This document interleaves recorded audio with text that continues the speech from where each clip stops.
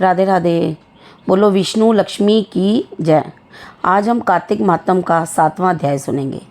इतनी कथा सुनकर सूत जी से शौनक ऋषि कहने लगे कि हे सूत जी, आप कृपा करके कार्तिक कथा तुलसी का मातम कहिए।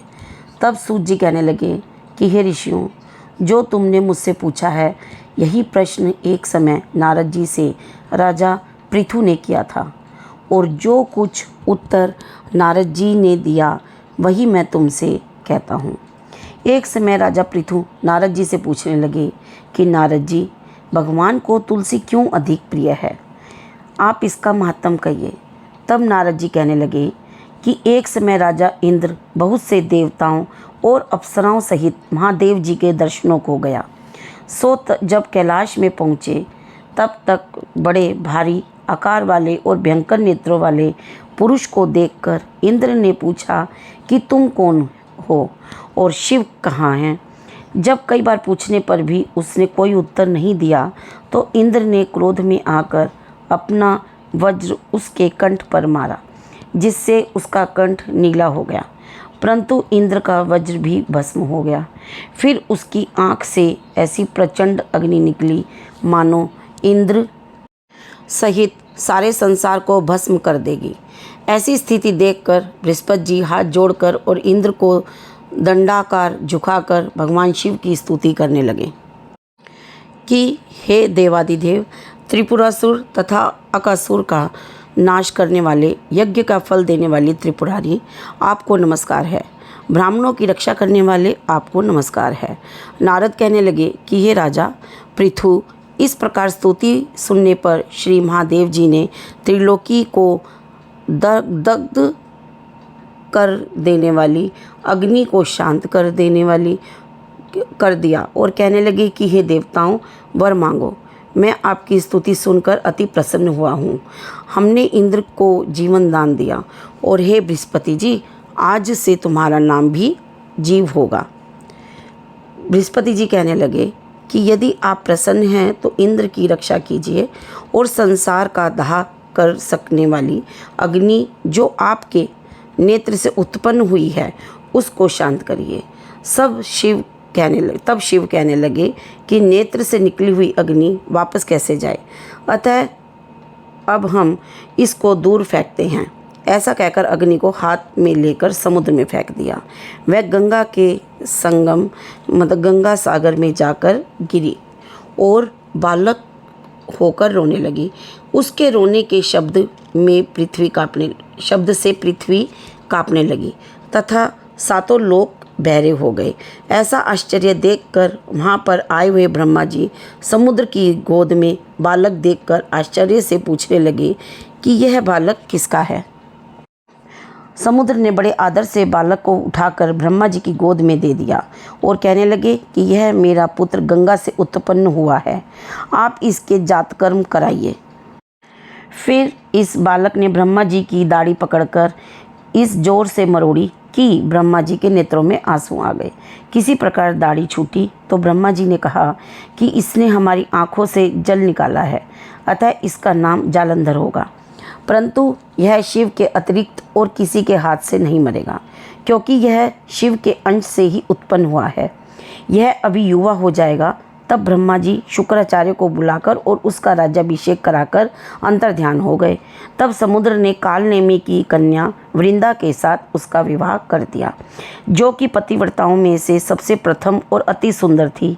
परम सुंदरी वृंदा के साथ विवाह कर जालंधर अति प्रसन्नता से दिन बिताने लगा। जब जालंधर घर में आता तो वृंदा अपने हाथ से पंखा झलती, पाद्य अर्घ्य आचमन उसको अर्पण करती। वह अपने पति को नारायण समझकर उसकी सेवा किया करती थी।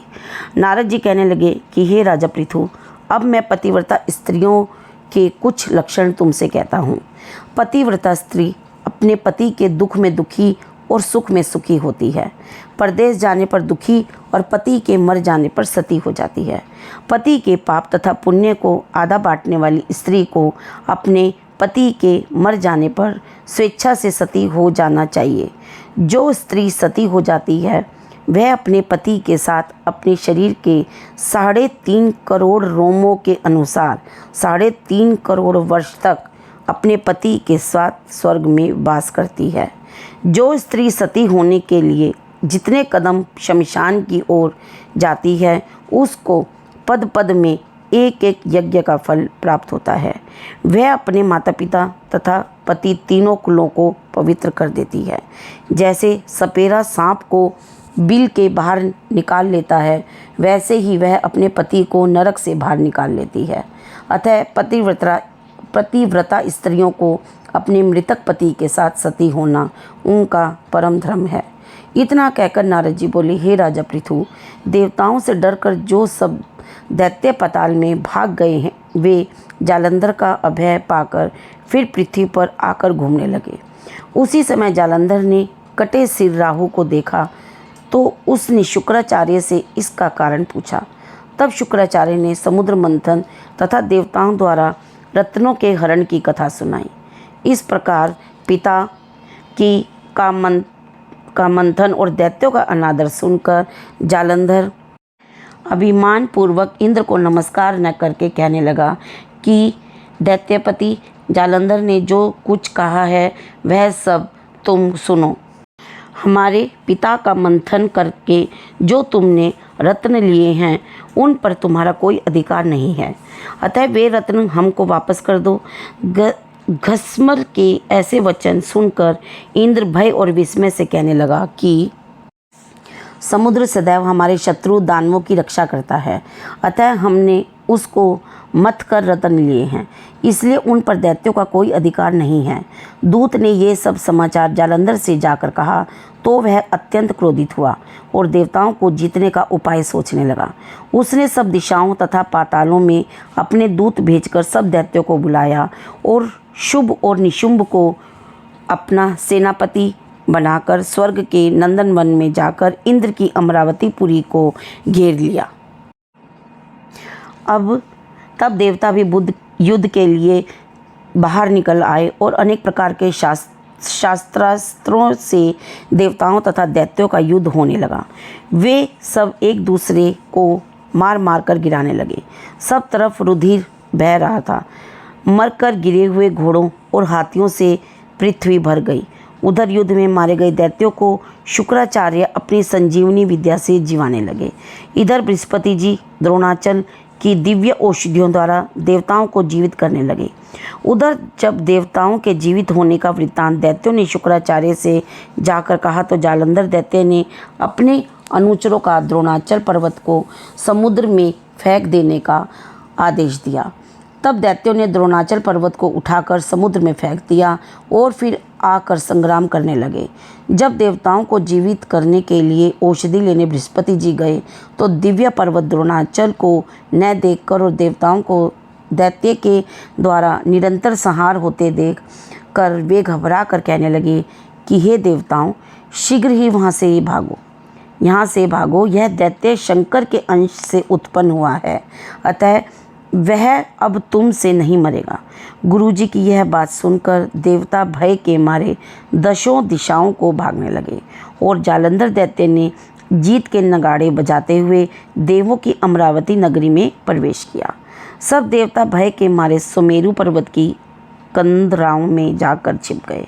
सब देवों के भाग जाने पर जालंधर इंद्र की पूरी अमरावती शुंभ निशुंभ के अधिकार में सौंपकर स्वयं देवताओं का पीछा करने के लिए सुमेरु पर्वत की ओर गया। इंद्रादिक सब देवता जालंधर को फिर आता हुआ देखकर भगवान विष्णु की स्तुति करने लगे। बोले, हे मत्स्य कच्छ आदि अनेक रूप धारण करने वाले, भक्तों के दुखों का नाश करने वाले, सारी सृष्टि का पालन तथा संहार करने वाले, शंख चक्र गदा और पद्म को धारण करने वाले आपको नमस्कार है। हे लक्ष्मीपति, दैत्यों का नाश करने वाले पीताम्बरीधारी, शरणागतों के रक्षक आपको मेरा नमस्कार है। जालंधर दैत्य से दुखित देवताओं के संताप को हरने वाले, सूर्य और चंद्रमा दो नेत्रों वाले आपको मेरा नमस्कार है। नारद कहने लगे कि हे राजा पृथु, जो कोई भगवान की इस संकट नाशक स्तुति को पढ़ता है उसके संकट नाश को प्राप्त हो जाते हैं। भगवान विष्णु देवताओं की स्तुति सुन और उनको दुखी जानकर शीघ्रता से उठ गरुड़ पर सवार होकर जाने लगे। तो लक्ष्मी जी ने पूछा कि हे भगवान, आप कहाँ जा रहे हैं? तब उन्होंने उत्तर दिया कि तुम्हारे भाई जालंधर से पीड़ित देवताओं की सहायता के निमित्त जा रहा हूँ। तब लक्ष्मी जी कहने लगे कि भगवान, मैं आपकी परम प्रिय हूँ, तब आप मेरे भाई को कैसे मारेंगे? तब भगवान ने कहा कि हे शंकर से उत्पन्न और ब्रह्मा के वचन से हम जालंधर को कदापि नहीं मारेंगे। ऐसा कहकर शंख, चक्र और खड़ग लेकर जालंधर के साथ युद्ध करने के लिए चल दिए। जिस समय भगवान युद्ध करने के लिए गए तो बहुत से दैत्य गरुड़ के पंखों के वेग से ही मारे गए। पवन से पीड़ित दैत्यों को देखकर जालंधर को अत्यंत क्रोध आया और वह भी विष्णु के सम्मुख युद्ध को आया। उस समय भगवान विष्णु और जालंधर दैत्य का महाघोर युद्ध हुआ। आकाश मेघों की तरह बाणों से ढक गया। तब भगवान ने जालंधर की ध्वजा, छत्र, घोड़े और धनुष सब अपने बाणों से काट डाले।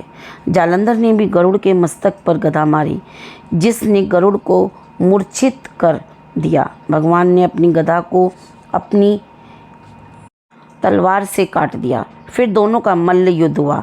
जालंधर ने भगवान की छाती में मुक्का मारा।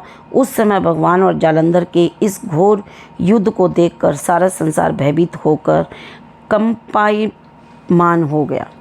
तब भगवान विष्णु ने कहा कि हे दैत्यराज, तुम्हारा और हमारा युद्ध ठीक नहीं, क्योंकि तुम लक्ष्मी के भाई हो। तब जालंधर ने कहा, यदि आप प्रसन्न हैं तो मुझको यही वरदान दे कि लक्ष्मी जी तथा अपने गणों सहित आप मेरे घर में वास करो। एवं मस्तु ऐसा ही होगा, कहकर भगवान लक्ष्मी जी सहित जालंधर नगर में चले गए। तब जालंधर देवताओं के स्थान पर सब दैत्यों को नियुक्त करके जालंधर नगर में निवास करने लगा और देव, गंधर्व, किन्नर, यक्ष आदि के पास जो भी रत्न थे वे सब अपने अधिकार में करके निशुंभ को शासन करने के लिए पाताल में भेज दिया। वहाँ उसने शेषादि नागों को वश में कर लिया। इस प्रकार जालंधर देव, यक्ष, किन्नर, गंधर्व और मनुष्य सबको अपनी प्रजा बनाकर पुत्र समान तथा धर्म की नीति से उनका पालन करते हुए त्रिलोकी की राजा भोगने लगा। नारद जी बोले, हे राजा पृथु, एक समय भगवान के दर्शन करने तथा जालंधर की राज्य लक्ष्मी देखने के लिए हम भी वहाँ चले गए। इस प्रकार कार्तिक महात्म का 7वां अध्याय समाप्त हुआ। बोलो विष्णु लक्ष्मी की जय। अगर आपको अध्याय अच्छा लगा हो तो लाइक, शेयर, सब्सक्राइब जरूर कीजिए और बेल वाला बटन दबा दें ताकि आपको आगे आने वाला अध्याय जल्द ही मिल जाए। राधे राधे।